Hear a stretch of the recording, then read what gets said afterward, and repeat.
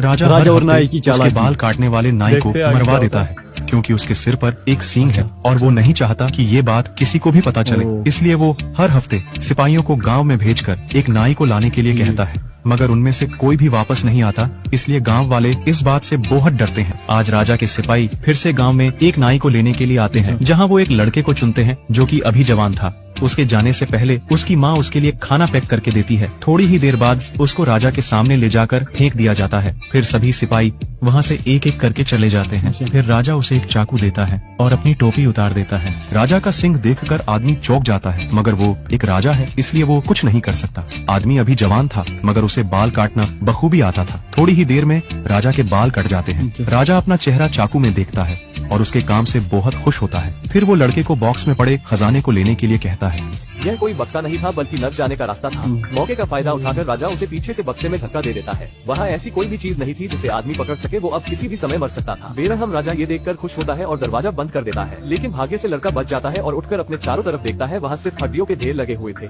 आदमी के बचने के चांस ना के बराबर थे, इसलिए वो अपना मुंह नीचे करके रोने लग जाता है। तभी हड्डियों के ढेर से कोई चीज बाहर निकलती है, जिसे देखकर लड़का बहुत डर जाता है, जो कि एक बहुत बड़ा कोबरा सांप था। वो अपनी माँ की दी हुई बीन को बजाने लगता है, जिस कारण सांप नाचने लग जाता है और जल्द ही उसका पालतू बन जाता है। मगर अब उसे खिलाने के लिए कुछ चाहिए था, इसलिए वो अपनी माँ के दिए हुए पराठे उसे खिला देता है, जिससे खुश होकर कोबरा सांप उसे अपने नाक पर बैठाकर उससे